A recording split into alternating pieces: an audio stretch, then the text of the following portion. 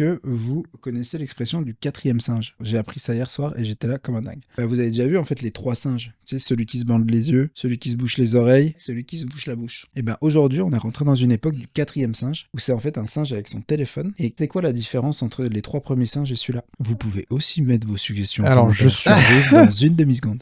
Je suppose que là où chacun se ferme d'une certaine façon au reste, le quatrième il se ferme à tout à cause de son téléphone, c'est ça? C'est une grande machine, il faut juste l'inverser un petit peu dans la présentation.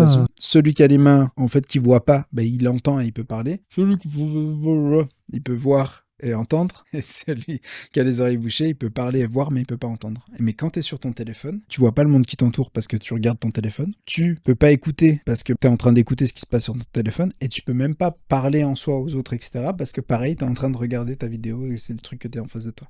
Et en fait, on rentre dans un nouveau paradigme, une nouvelle étape de la société où on parle du quatrième singe, qui est donc, ça détruit donc tout ce qui est relations sociales, ce genre de choses, mais avec une intention qui est exclusivement focalisée sur le téléphone, quoi.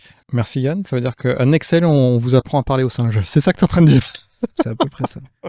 C'est terrible, mais en fait, c'est une réalité. C'est qu'il y a des codes, il y a des choses qui marchent, d'autres qui marchent moins bien. La seule question, c'est savoir, est-ce que tu as envie de jouer avec les codes existants à ton service ou pas?